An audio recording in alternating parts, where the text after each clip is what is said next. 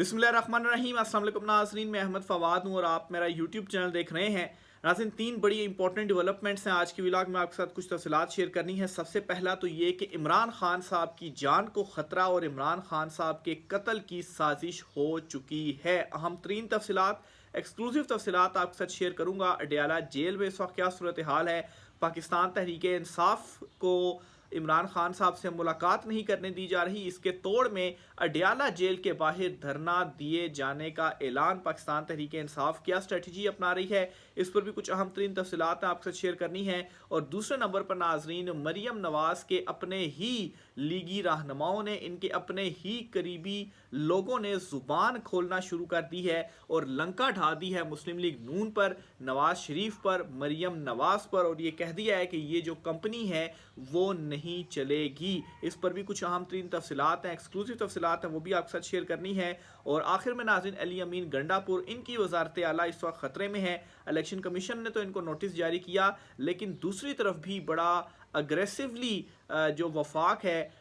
वो इस वक्त एक्ट कर रहा है अली अमीन गंडापुर के हवाले से। इस पर भी कुछ अहम तरीन तफसीलात आज की व्लॉग में आपके सामने रखूँगा। सबसे पहले तो नाज़रीन, इमरान खान साहब के हवाले से आपको बताता चलूँ कि पाकिस्तान तहरीक इंसाफ के तीन अहम तरीन रहनुमाओं की जानिब से बड़े ये बयान सामने आए हैं। सबसे पहले तो अलीमा खान, जो कि इमरान खान साहब की बहन है, उनकी जानिब से एक इंटरव्यू के दौरान ये कहा गया है कि इमरान खान साहब को कत्ल करने की जो साजिश है वो मुकम्मल हो चुकी है। अब ज़ाहिर सी बात है, इमरान खान साहब अडयाला जेल के अंदर हैं, तो जो साजिश है वो अगर हो चुकी है तो क्या अडयाला जेल के अंदर से या अडयाला जेल के अंदर जहाँ पर इतनी सख्त सिक्योरिटी है वहाँ पर भी इमरान खान साहब को ख़तरा है। और इस दौरान ये ख़बर सामने आना कि अब मुलाकात भी नहीं करने दी जा रही, तो जो सूरत हाल है वो ख़तरनाक तरीन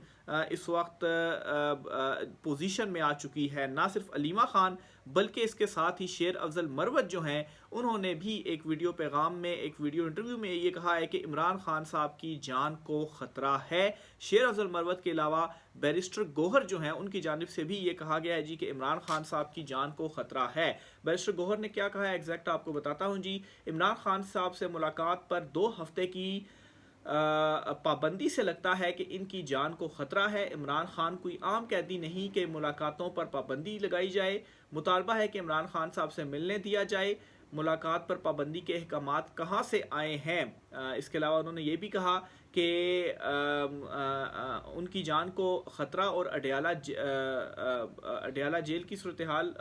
असल में अडयाला जेल के बाहर उन्होंने ये गुफ्तगू की और कहा कि इमरान खान साहब को सियासी इंतकाम के बायस जेल में रखा गया। 200 से ज़ायद मुकदमे बनाए गए, जिनमें 3 केसेस में सिर्फ 5 दिनों के अंदर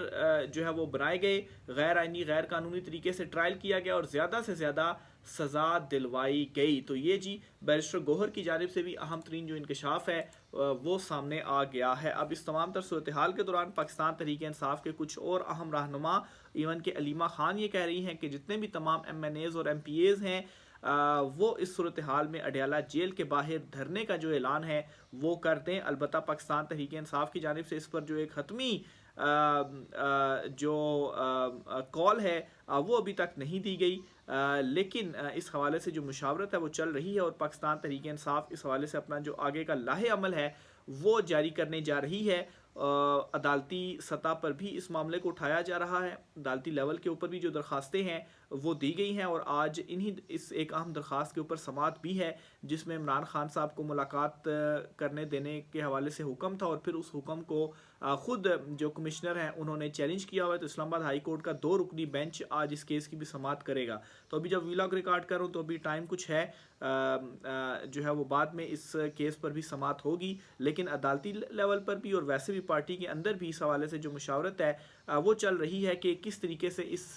तमाम तर सूरत हाल के ऊपर जो एहतजाज है वो किया जाए। तो बहरहाल ये होगी सबसे पहली डेवलपमेंट। दूसरी डेवलपमेंट नाज़रीन ये है कि इस वक्त नून लीग के अंदर ही एक जो बड़ी लड़ाई है वो उठ चुकी है और मुस्लिम लीग नून के अपने रहनुमा, उनके जो पोल हैं वो खोल रहे हैं। साद रफ़ीक और राना सनाउल्लाह इससे पहले मुसीबत क्रिएट कर चुके हैं और उन्होंने कहा है जी कि वो इस हुकूमत का हिस्सा नहीं बनेंगे। इवन के ज़िमनी इलेक्शन लड़ने से भी उन्होंने इनकार कर दिया है कि ज़िमनी इलेक्शन लड़ने के बाद और अगर वो जीतते हैं तो तब भी इस हुकूमत का वो हिस्सा नहीं बनेंगे और اول تو وہ ضمنی الیکشن ہی نہیں لڑیں گے، تو یہ بڑا اعلان ان کی جانب سے سامنے آیا تھا۔ لیکن اب جو روہیل اصغر ہیں، شیخ روہیل اصغر، جو کہ مسلم لیگ نون کے اہم اور سینئر رہنما ہیں، جو کہ یہ الیکشن ہارے ہیں، ان کی جانب سے کچھ اہم ترین جو انکشافات ہیں وہ کیے گئے ہیں، اور انہوں نے یہ کہا ہے جی کہ اس حکومت کے پاس زیادہ وقت نہیں ہے۔ میں واضح کرتا چلوں کہ یہ اور کوئی نہیں کہہ رہا، یہ نون لیگ کے اندر سے جو آوازیں ہیں یہ اٹھ رہی ہیں اور مسلسل اٹھ رہی ہیں، اور یہ آپ دیکھیں گے کہ آگے چلتے چلتے یہ مزید اس طرح کی جو آوازیں ہیں وہ سامنے آئیں گی، اور شیخ روہیل اصغر نے تو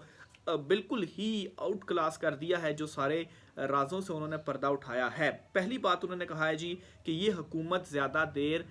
نہیں چل پائے گی، اس کے پاس زیادہ وقت نہیں ہے۔ دوسرے نمبر پر انہوں نے کہا کہ لوگ اب تھک چکے ہیں، فوری طور پر اگر کوئی ریلیف نہ ملا تو پھر تو آپ کا تیا پانچا ستیہ ناس جو ہے اور بوریا بسترا گول ہو جائے گا۔ پھر اسی طریقے سے انہوں نے پیپلز پارٹی کے حوالے سے انکشاف کیا اور کہا کہ پیپلز پارٹی اور مسلم لیگ نون کا جو اتحاد ہے وہ غیر فطری اتحاد ہے، اور یہ جو اتحاد ہوا ہے یہ مفادات کے تحت اتحاد ہوا ہے، اور جیسے مفادات ختم ہوں گے تو یہ جو اتحاد ہے وہ غیر فطری ہے اور یہ اتحاد ختم ہو جائے گا۔ یہ ایکسیپٹ کر لیا، اور یہی بات عمران خان صاحب بھی کہتے تھے، اور ہم بھی مسلسل اپنے ویلاگز کے ذریعے میں آپ کو بتاتا رہا ہوں کہ یہ غیر فطری اتحاد اور صرف مفادات کی خاطر یہ اتحاد کیا گیا۔ اور اس کی ایک ایگزامپل یہ بھی ہے کہ حکومت بنانے سے پہلے پیپلز پارٹی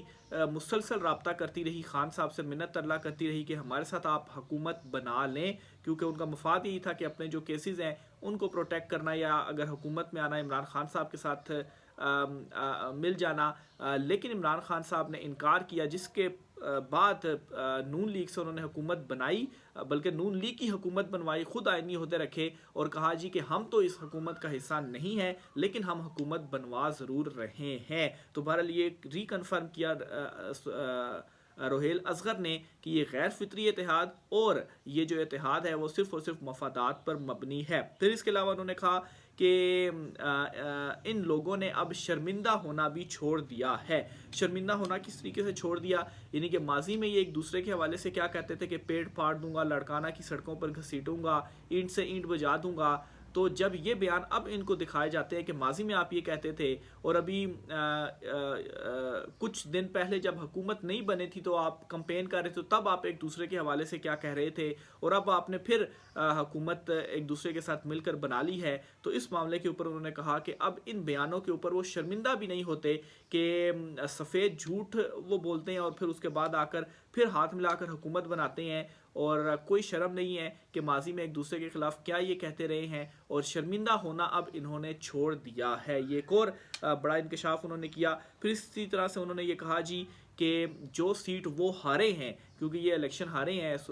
شیخ روہیل اصغر ان کا کہنا تھا کہ ان کی اپنی پارٹی کے جو لوگ ہیں انہوں نے انہیں یہ جو الیکشن ہے وہ ہروایا ہے۔ تو اپنی پارٹی کے اوپر ہی یہ پوری چارج شیٹ انہوں نے کر دی ہے، پورا انہوں نے جو ہے وہ الزامات لگا دیے ہیں کہ ان کی پارٹی نے ہی جو لوگ ہیں ان کو ہروایا ہے، اور یہ بھی کہا ہے کہ جلد ای سی پی کا کوئی جو بندہ ہے وہ بھی اس حوالے سے شاید آپ اگر اس سے پوچھیں تو وہ بھی آپ کو بتا دے گا کہ کس طریقے سے ان کو ہروایا گیا ہے۔ یعنی کہ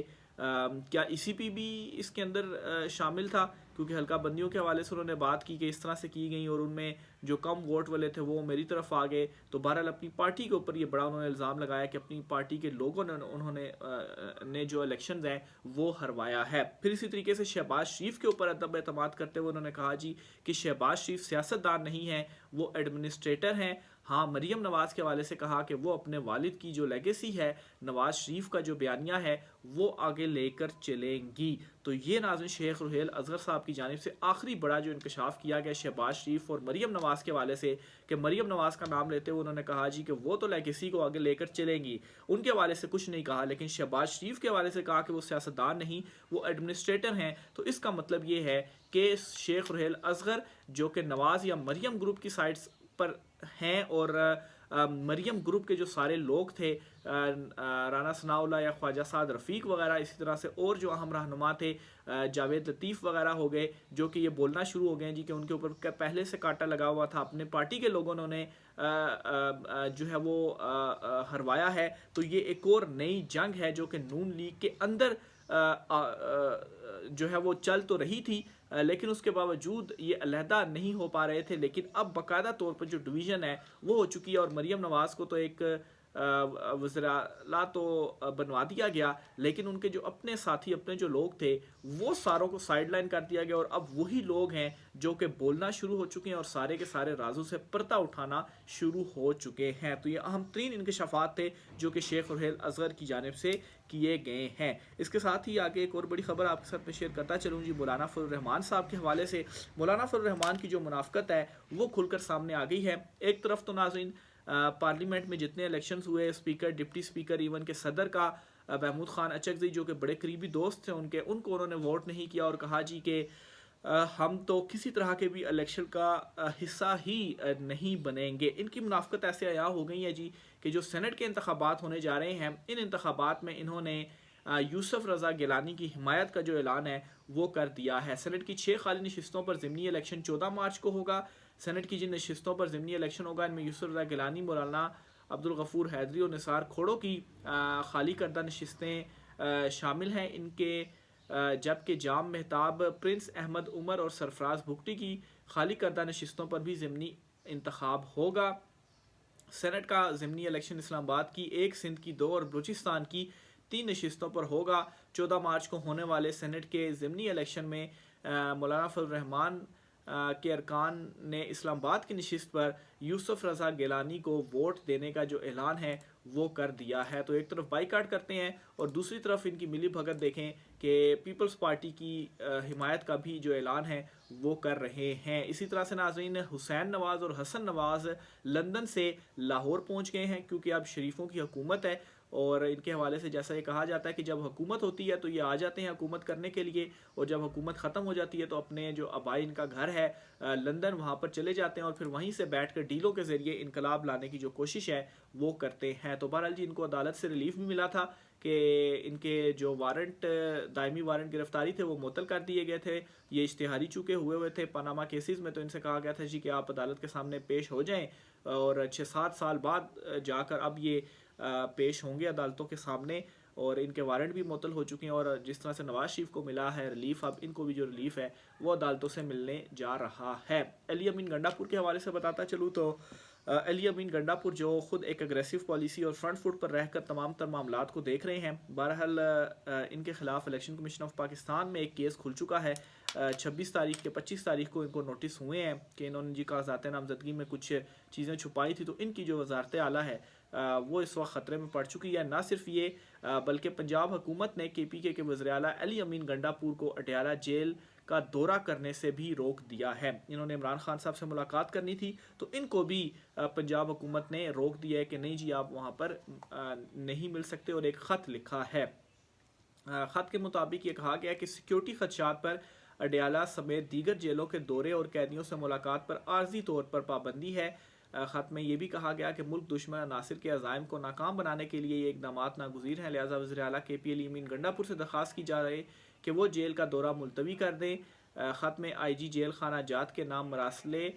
کا حوالہ بھی دیا گیا جس میں اڈیالہ جیل، اٹک میاں والی اور DG خان جیل میں سیکیورٹی تھریٹس کا ذکر ہے۔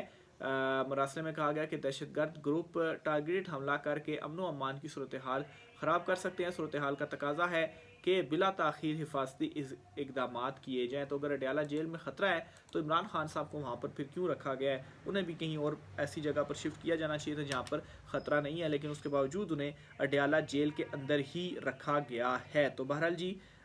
یہ ایک علی امین گنڈا پور صاحب ہے جن کو روکا گیا ہے پنجاب حکومت کی جانب سے۔ اسی طریقے سے جی نواز شریف صاحب کو جو ان کے حوالے سے یہ خبر سامنے آ رہی تھی کہ ان کو کہا جا رہا ہے جی کہ آپ باہر چلے جائیں اور آپ کا جو حلقہ ہے اس حلقے میں شکست تسلیم کر لے۔ اس پر جو ہے وہ ایک اور اہم جو تصدیق ہے وہ بھی سامنے آ گئی ہیں، سینئر صحافی ہیں ان کی جانب سے اس خبر کی جو تصدیق ہے وہ کی گئی، اور انہوں نے بھی یہ جو خبر ہے وہ دی ہے۔ اس سے پہلے 2 صحافی محمد مالک اور نجم سیٹھی جو ہیں وہ یہ خبر دے چکے ہیں، اور اب نصرت جاوید جو ہیں وہ بھی یہ خبر دے چکے ہیں کہ نواز شریف صاحب کو کہا جا رہا ہے جی کہ آپ جو ہیں وہ باہر چلے جائیں لندن، وہاں پر اپنی صحت کا خیال رکھیں، باقی یہاں پر جو آپ کی نشست ہے اس کے اوپر اگر آپ خود ہار تسلیم کر لیں جس طرح سے جماعت اسلامی کے حافظ نعیم الرحمان نے تسلیم کی تھی تو ٹھیک ہے، نہیں تو یہ حلقے کھلیں گے اور ان حلقوں کا جو اصل نتائج ہے وہ سامنے آئے گا، اور ان اصل نتائج کے مطابق آپ یہ جو حلقے ہیں وہ ہار رہے ہیں، اور اس ساری صورتحال کے اوپر نواز شریف اس وقت کافی زیادہ اضطراب کا بھی شکار ہیں۔ تو یہ ایک اور اہم ترین خبر تھی جو کہ ان کی جانب سے دی گئی۔ رائے کا اظہار کیجیے گا، اجازت دیجیے، اللہ حافظ۔